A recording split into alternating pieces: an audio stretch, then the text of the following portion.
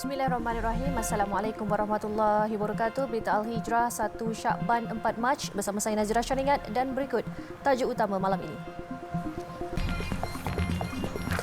SOP solat tarawih 8 rakaat tidak dibincangkan.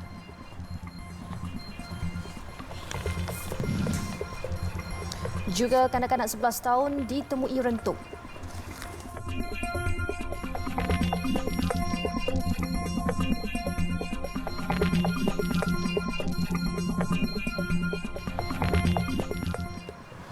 Tiada sebarang perbincangan berkenaan had rakaat solat sunat tarawih. Menteri di Jabatan Perdana Menteri Hal Ehwal Agama Datuk Idris Ahmad berkata, setakat ini pihaknya tidak menghadkan jumlah rakaat ibadat tersebut. Setakat ini kita tidak hadkan berapa 8 rakaat ke apa tak, tidak pernah bincang lagi. Tadi kita mesyuarat kabinet, nanti saya tak boleh bagi tahu benda tu, nanti akan diumumkan oleh pihak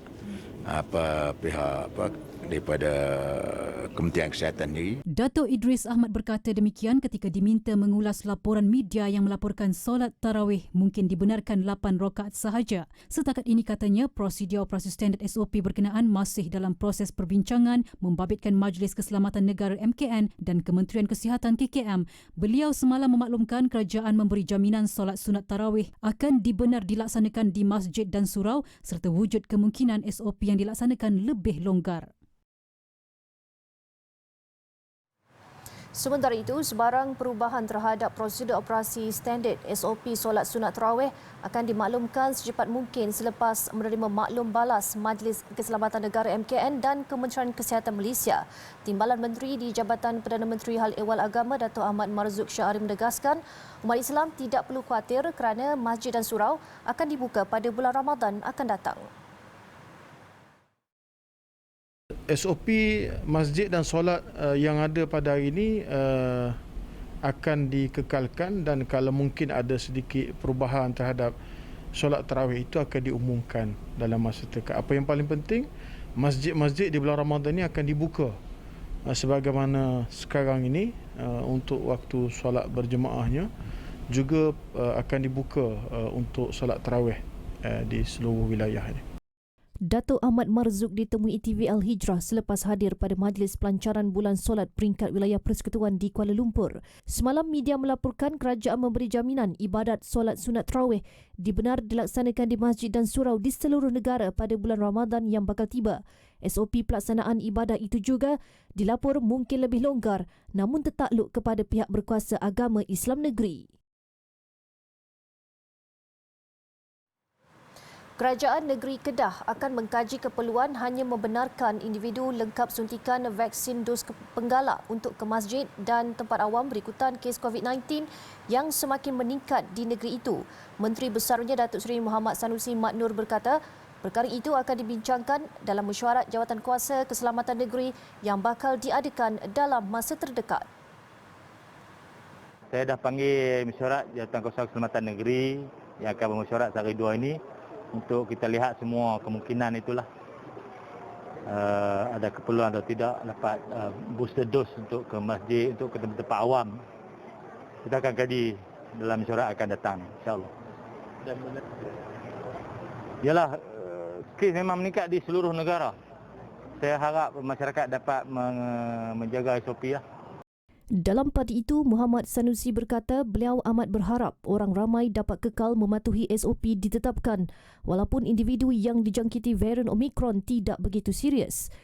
Beliau berkata demikian dalam sidang media selepas merasmikan Sekolah Rendah Integrasi Teras Islam Nurul Hidayah di Pekan Naka. Sekolah tersebut yang menelan belanja sebanyak RM2 juta dibina hasil derma dan wakaf orang ramai, terutamanya penduduk di sekitar Pekan Naka.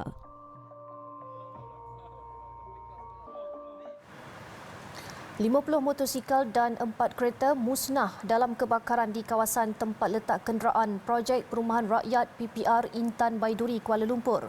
Kejadian awal pagi tadi itu tidak melibatkan kemalangan jiwa. Menurut kenyataan yang dikeluarkan Pusat Gerakan Operasi Kuala Lumpur, kebakaran berlaku di kawasan tempat letak kenderaan di Blok C PPR Intan Baiduri Panggilan kecemasan diterima pada jam 4.22 pagi dan 15 anggota serta 2 jentera fire rescue tender dari Balai Bomba dan Penyelamat BBP Jinjang dan BBP Gombak Selatan digerakkan ke lokasi kejadian. Komander Operasi Pegawai Bomba Kanan 2 Cik Muhammad Azwan Cik Rahim berkata, setiba di lokasi beberapa minit kemudian, pihaknya mendapati api sedang marak membakar deretan kenderaan yang berada di situ. Beliau berkata pasukan bomba mengambil masa 7 minit bagi mengawal kebakaran dengan menggunakan 2 aliran bantu mula. Ujarnya insiden itu tidak melibatkan kemalangan jiwa dan punca kejadian masih dalam siasatan.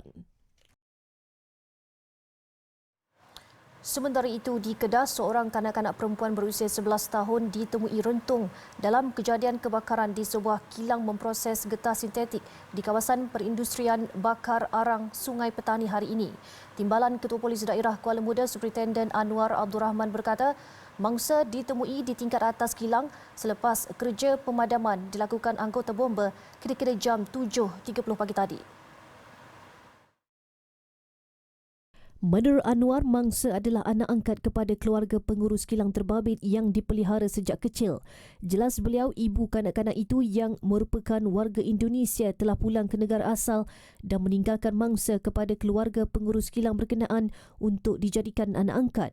Tambahnya, disebabkan mangsa beragama Islam, dia telah diserahkan kepada keluarga Melayu sejak kecil untuk dijaga.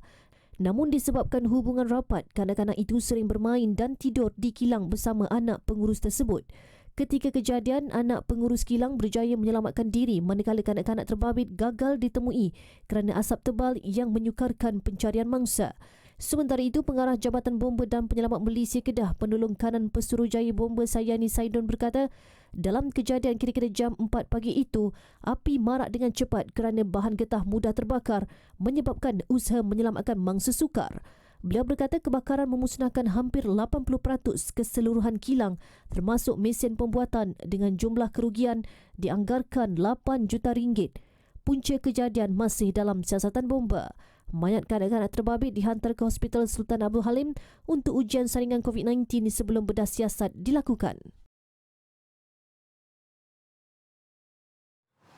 Kementerian Kesihatan Malaysia KKM bercadang untuk membuat beberapa ujian tambahan terhadap sampel tisu dalaman mayat seorang remaja perempuan berusia 13 tahun yang meninggal dunia Januari lalu. Langkah itu bagi mengenal pasti punca kematian remaja itu yang sebelum ini dikaitkan dengan pengambilan vaksin COVID-19. Menteri Kesihatan Khairi Jamaluddin Abu Bakar berkata sampel tisu dalaman itu juga mungkin perlu dihantar ke luar negara untuk pengujian selanjutnya. Beliau memberi komitmen untuk memastikan perkara itu dilaksanakan dengan segera. Selain itu, Khairi berkata hasil dapatan bedah siasat dan semua keputusan ujian yang telah dijalankan setakat ini termasuk pemeriksaan histologi akan dibentang dan dibincangkan dalam kalangan pakar-pakar forensik dalam satu sesi peer review pada 7 Mac 2022 untuk pengesahan. Laporan bedah siasat dan semua keputusan ujian yang dijalankan akan turut diserahkan kepada ibu bapa mendiang selepas selesai sesi peer review tersebut. Khairi hari ini telah mengadakan perjumpaan bersama Naresh Kumar Lachmenu dan Vijayarani Govindan, iaitu bapa dan ibu kepada mendiang Revnesh Kumar, seorang remaja lelaki yang meninggal dunia secara mengejut di dalam komuniti pada 16 Januari 2022. Dalam perjumpaan selama 30 minit itu, Khairi telah memberikan penerangan berhubung perkembangan terkini siasatan kematian mendiang Revnesh Kumar dan juga perancangan serta komitmen KKM untuk mengenal pasti punca kematian mendiang.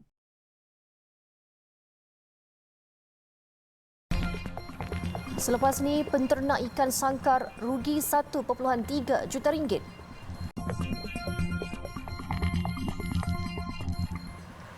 Alhamdulillah, bertemu kembali.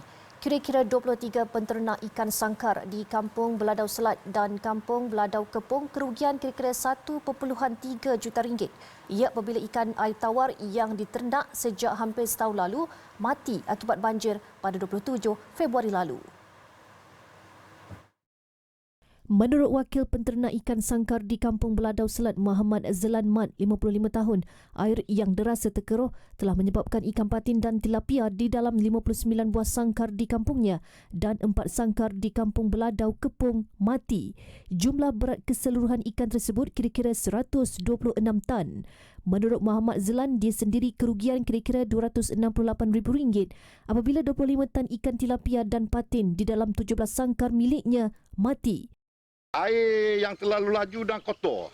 Air itu mungkin daripada sungai Hulu Terengganu, manakala di Hulu Terengganu banjir besar, air itu yang turun ke sini. Sebab daripada Hulu Terengganu ke sungai ini ialah laluan utama daripada ke sungai Terengganu. Daripada Sungai Berang ke Sungai Terengganu. Bermakna air sebelah Telemong pun turun sini. Muhammad Zelam berkata banjir kali ini mendatangkan arus yang lebih deras dan berlumpur berbanding banjir besar pada 2014. Sementara itu, 2 lagi penternak ikan sangkar yang ditemui memaklumkan mereka kerugian antara RM20,000 hingga RM30,000 namun reda dengan ujian tersebut. Saya ada dalam 13 sangkar dan 3 kosongan. Ikan yang kena lebih kurang 6 sangkar. Ikan yang kena ikan patin dengan tilapia. Masa 27 hari bulan tu kalau kita tengok air laju lain macam lah. Semua sauh pun kita bimbang lah. Kira baru sekali lah kena gini. 3 tang. Dalam RM30,000. Ikan patin 2 tapi biasa. Jual gitu kan korang? Orang jual, kira boleh jual dah. Mereka berharap pihak berkenaan dapat membantu mendalamkan dasar di tepi sungai yang berdekatan sangkar ikan mereka bagi mengelak laluan arus deras di tengah Sungai Terengganu tersebut. Jabatan Perdana Menteri Hal Ehwal Agama memperuntukkan kira-kira RM3.77 juta bagi misi bantuan mangsa banjir di Pantai Timur. Menterinya Datuk Idris Ahmad berkata, bantuan tersebut yang dikumpul menerusi beberapa agensi di bawah kementeriannya dan badan korporat diharap dapat meringankan beban mangsa banjir. Antara badan yang menyumbang dalam misi tersebut ialah Jabatan Kemajuan Islam Malaysia JAKIM, Yayasan Pembangunan Ekonomi Malaysia YAPIM, Majlis Agama Islam Wilayah Persekutuan Mawib, Tabung Haji, Jabatan Agama Islam Wilayah Persekutuan Jawi, Yayasan Taqwa Mawib dan Selcom Sendirian Berhad. Kesemua sumbangan tersebut akan disalurkan melalui misi bantuan Skuad Musaadah Keluarga Malaysia yang dijangka akan memanfaatkan lebih 20,000 mangsa banjir di Terengganu dan Kelantan. Program ini sebagai rasa tanggungjawab kami sebagai apa yang diajar di dalam agama kita, kerana hari ini adalah merupakan hari mereka dan besok mungkin hari kita pula. Maka asas ini kita telah pun melaksanakan satu tanggungjawab sosial kepada rakan-rakan kita yang berada di negeri Pantai Timur sana. Dan insya-Allah semoga apa yang dilakukan ini akan dapat menghasilkan satu natijah yang baik. Walaupun mungkin kita tidak dapat menyelesaikan semua masalah yang dihadapi oleh mereka, sekurang-kurangnya dapat meringankan bebanan yang ada kepada saudara-saudara kita yang berada di 2 negeri di sana. Beliau berkata demikian ketika ditemui pada majlis pelepasan misi bantuan banjir Skuad Musaadah Keluarga Malaysia ke Pantai Timur di Putrajaya hari ini. Dalam misi itu, 12 buah kenderaan digunakan bagi membawa pelbagai barangan bantuan untuk mangsa banjir yang terjejas di Pantai Timur.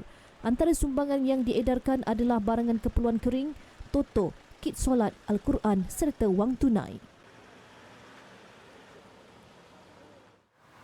Portal readytoinfaq.com yang dibangunkan ReadyPay Sdn Bhd, satu inisiatif untuk merealisasikan sasaran RM15 juta kutipan wakaf bagi tahun ini. Menteri di Jabatan Perdana Menteri Datuk Idris Ahmad berkata, platform wakaf digital itu bukan sahaja memudahkan pembayaran secara atas talian, malah ia banyak memberi manfaat kepada umat Islam. Instrumen baru kita gunakan melalui digital supaya dapat meluaskan lagi pasaran kita untuk memaklumkan dan juga menyeru serta mengajak masyarakat untuk bersama-sama wakaf. Target yang akan kita berikan supaya dapat digunakan melalui mungkin ada kepakaran yang ada kepada syarikat ini supaya ianya dapat capai target yang kita buat. Beliau berkata demikian selepas merasmikan pelancaran readytoinfaq.com di Putrajaya petang tadi. Tambah Dato' Idris, pemerkasaan wakaf menerusi teknologi seumpama itu, ia bukan sahaja memudahkan pembayaran wakaf tunai, malah ia disifatkan telus dan efisien. Sementara itu, Ketua Pegawai Eksekutif ReadyPay Sundiran Berhad Adam Dahlan berkata, program readytoinfaq.com juga turut memelihara sumbangan yang telah diwakafkan. Platform Ready to Infaq ni comes together with a few perkara, yakni payment gateway ataupun pembayaran terus ke dalam bank account, dan juga kita mengadakan information ataupun latar belakang penyumbang supaya ketelusan dan juga proses untuk pemberian mudah dan straightforward. Tak ada third party, tak ada middle person. Tambahnya lagi, pihaknya juga bakal melancarkan Ready to Infaq mobile app yang boleh dimuat turun melalui Google Store atau Apple Store dalam masa terdekat, selain turut menyediakan program-program promosi dan pendidikan sedia ada mengenai wakaf dalam kalangan masyarakat melalui platform media sosial dan media massa. Penganjuran bulan solat membuka peluang umat Islam untuk meningkatkan dan memperbaiki kualiti ibadah. Timbalan Menteri di Jabatan Perdana Menteri Hal Ehwal Agama, Dato' Ahmad Marzuq Syari berkata, program itu juga dapat membantu mengukuhkan kesempurnaan solat umat Islam. Program disusun secara berterusan sehingga sepanjang tahun sebenarnya. Jadi cuma fokus kita untuk kali ini ialah dengan mengadakan beberapa siri program bagi mengukuhkan kepahaman tentang solat, mengukuhkan kesempurnaan solat di kalangan golongan rentan, di kalangan OKU dan juga di kalangan semua masyarakat melalui program telah pun disusun oleh pihak Jawi. Dato' Ahmad Marzuq juga berharap semua masjid dan surau akan secara berpanjangan memperbanyakkan program berkaitan solat yang memberi manfaat besar kepada ummah. Beliau berkata demikian ketika ditemui selepas hadir pada Majlis Pelancaran Bulan Solat Peringkat Wilayah Persekutuan. Program anjuran Jabatan Agama Islam Wilayah Persekutuan Jawi itu merupakan kesinambungan sambutan Bulan Solat Peringkat Kebangsaan yang dilancarkan Menteri di Jabatan Perdana Menteri Hal Ehwal Agama, Dato' Idris Ahmad pada Februari lalu. Antara pengisian dan aktiviti menarik sepanjang Bulan Solat Peringkat Wilayah Persekutuan adalah kemudahan surau bergerak yang disediakan di tapak pasar malam yang dikenal pasti sekitar Kuala Lumpur, bengkel solat sempurna serta aktiviti solat berjemaah bersama komuniti disayangi seperti mualaf, orang kurang upaya OKU, pesakit HIV, transgender, rakan gelandangan dan lain-lain termasuk golongan kanak-kanak dan remaja. Beberapa buah masjid dan surau di wilayah Persekutuan turut menganjurkan program subuh perdana, solat duha perdana serta pengajian khas berkaitan ibadah solat sepanjang bulan Mac 2022.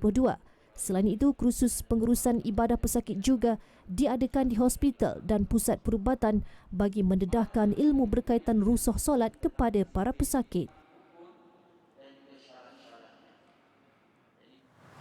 Mesyuarat Jemaah Menteri hari ini bersetuju untuk melaksanakan projek MRT3 serta menambah baik pelaksanaan projek Lebuh Raya Pen Borneo, Sabah Sarawak dan projek Tempatan Banjir. Perdana Menteri Datuk Seri Ismail Sabri Yaakob berkata, keutamaan akan diberikan kepada kontraktor tempatan terutamanya Bumi Putra bagi menjana peluang perniagaan serta peluang pekerjaan untuk keluarga Malaysia. Menurut Datuk Seri Ismail Sabri, projek infrastruktur tersebut akan memacu pertumbuhan dan pembangunan ekonomi, khususnya objektif kerajaan untuk terus memperkasakan sektor perniagaan serta mencipta 600,000 pekerjaan pada tahun ini. Jelasnya, kerajaan telah mengambil keputusan untuk meluluskan pelaksanaan projek MRT3 yang akan melengkapkan infrastruktur pengangkutan awam sedia ada di Lembah Kelang dengan menyediakan perkhidmatan yang bersepadu, mampu bayar dan lancar untuk keluarga Malaysia. Sementara itu, berhubung Lebuh Raya Pen Borneo, fasa pertama LPB Sabah melibatkan 15 pakej sedang giat dilaksanakan dan dijangka siap sepenuhnya menjelang Oktober 2024. Bagi menambah baik lagi lingkaran jalan di Sabah, Kabinet turut bersetuju untuk meneruskan pelaksanaan 19 pakej kerja tambahan yang akan melibatkan jajaran sepanjang 367 km dengan tempoh pembinaan selama 5 tahun. Tambahnya, kerajaan juga telah bersetuju untuk melaksanakan projek Sarawak-Sabah Link Road dan projek Lebuh Raya Trans Borneo bagi melengkapi LPB Sarawak. Manakala berhubung projek Tempatan Banjir, Jemaah Menteri telah memutuskan untuk meningkatkan dan menyegerakan projek Tempatan Banjir dengan tambahan perbelanjaan sebanyak 15 bilion ringgit untuk tempoh tahun 2023 sehingga 2030. Pelaksanaan projek infrastruktur berimpak tinggi di Semenanjung, Sabah dan Sarawak, kata Datuk Ismail Sabri, akan memangkin pembangunan ekonomi serta menyumbang kepada daya saing negara dan kesejahteraan rakyat.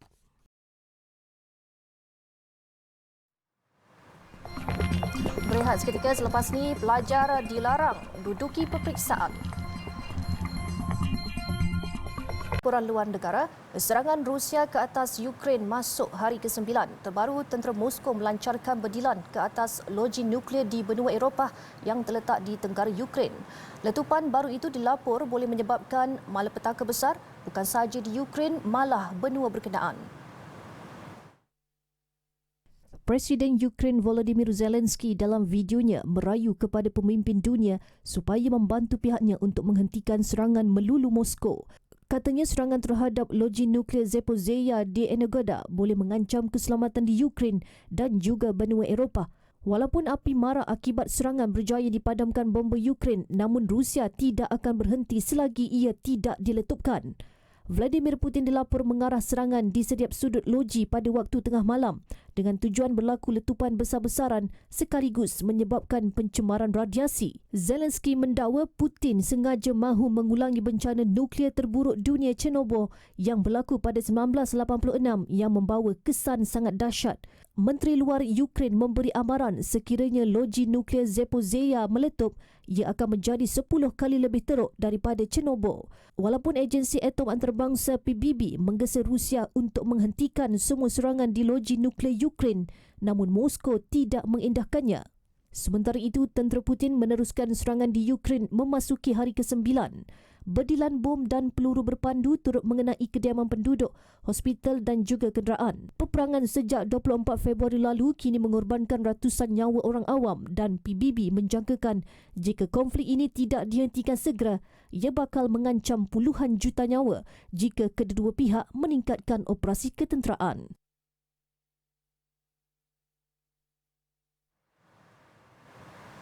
Baik, sementara itu, pesawat terbesar di dunia Mriya turut dibedil tentera Rusia di lapangan terbang Gostomel, Kiev.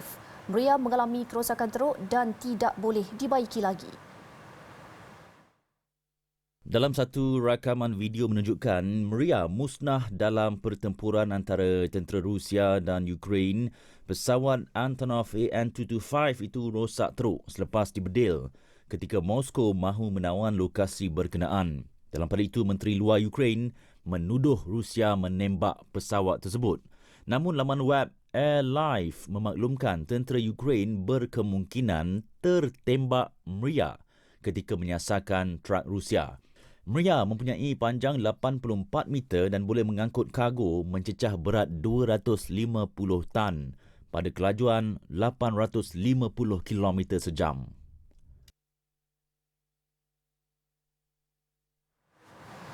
Arab Saudi melarang pelajar yang tidak divaksin untuk menduduki peperiksaan akhir semester kedua.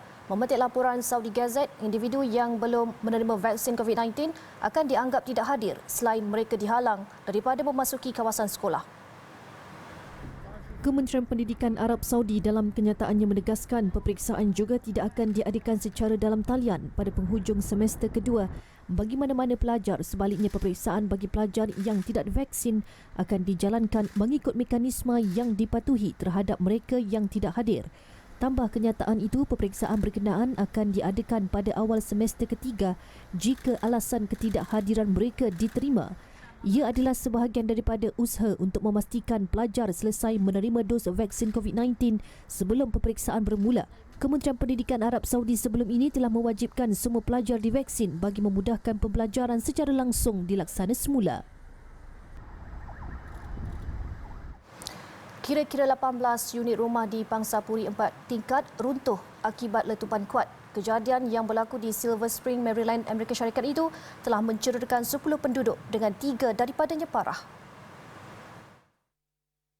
Letupan berlaku sekitar jam 10.30 pagi semalam waktu tempatan. 150 anggota bomba dikerahkan ke lokasi kejadian dan berjaya memadamkan api kira-kira pukul 2.30 petang. Ketua Balai Bomba dan Penyelamat Daerah Montgomery, Scott Goldstein berkata beberapa penduduk apartmen berkenaan masih belum ditemui walaupun pihaknya telah melakukan pembersihan buat kali kedua pada hari sama. Sehingga kini jumlah mangsa hilang belum diketahui. Dalam pada itu, pihak berkuasa memaklumkan kawasan apartmen yang musnah 100% itu sudah tidak selamat lagi untuk diduduki. Goldstein berkata kira-kira 70 penghuni berada di kediaman ketika kejadian dan majoritinya warga emas. Sementara itu, menurut salah seorang mangsa yang terselamat, dia berada di dalam rumahnya ketika berlaku gegaran akibat letupan sebelum melihat api yang marak. Punca kejadian dan kerugian masih dalam siasatan. Dan berikut pilihan berita antarabangsa yang lain.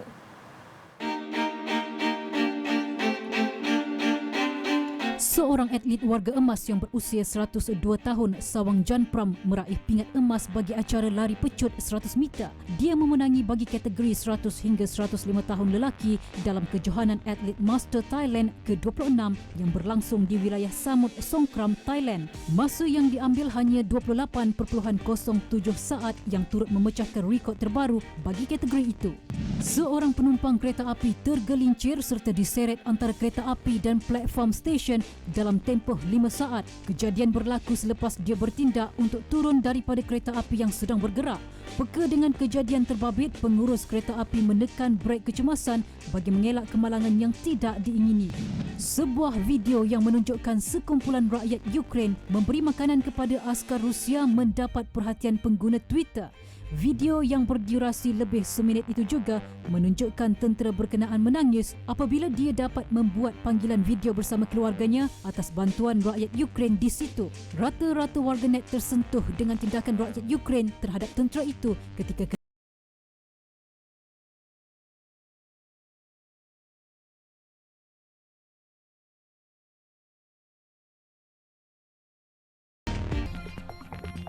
Selepas ni, segmen BA Niaga.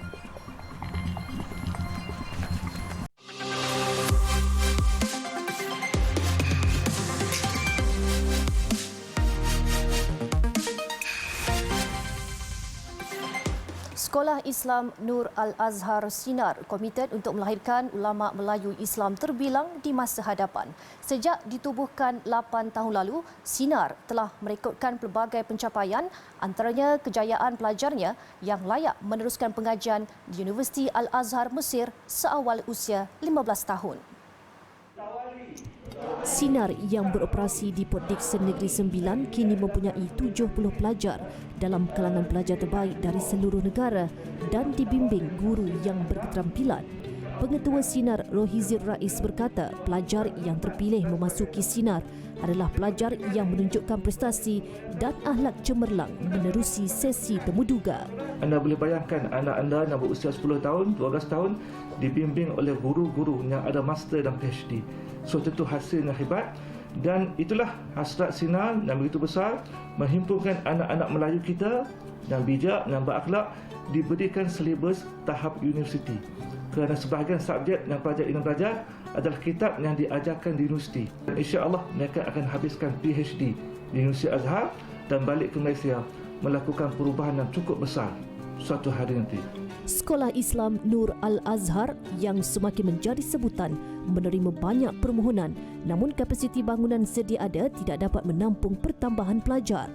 Tambah Rohizir, pihaknya kini sedang mengumpul dana bagi membina bangunan 2 tingkat dengan kos dianggarkan berjumlah RM800,000 serta tambahan RM300,000 bagi membeli kelengkapan sekolah. Kita juga melihat perkembangan di mana pengambilan pelajar ataupun permohonan untuk masuk ke sekolah meningkat dengan sangat drastik dan kita tak mampu untuk menampung dengan bangunan yang ada dengan surau yang kecil dan surau ini sangat diperlukan untuk tahun hadapan. Jadi kita berharap pembinaan ini akan bermula pada bulan hadapan dan akan siap pada hujung tahun ini dalam anggaran dalam bulan 11 mungkin, dan sebelum itu kita akan mengambil pelajar baru. Bagi yang berhasrat untuk berinfak dan menyumbang kepada pembinaan bangunan tambahan Sekolah Islam Nur Al-Azhar Sinar Port Dickson, sumbangan boleh disalurkan menerusi akaun bank tertera atau hubungi mudir Rohizi Rais di talian 019 345 9257. Kerajaan mengumumkan skim jaminan kredit perumahan kepada generasi kedua Filda dan peminjam yang tiada slip gaji untuk membeli rumah. Gabenor Bank Negara juga telah diminta untuk membuat peraturan bagi mempermudahkan syarat-syarat pinjaman kepada peminjam B40 dan M40 untuk membeli rumah. Dan sempena memperingati Hari Nakbah, jangan lupa saksikan Forum Al-Quds semakin hampir jam 9 malam ini bersama panel Duta Khas Perdana Menteri ke Timur Tengah Tan Sri Abdul Hadi Awang. Baik, dengan itu sekian berita Al-Hijrah. Layari alhijrahnews.com untuk lagi laporan-laporan menarik dan artikel eksklusif. Saya Nazira Syaringat. Assalamualaikum dan kekal selamat.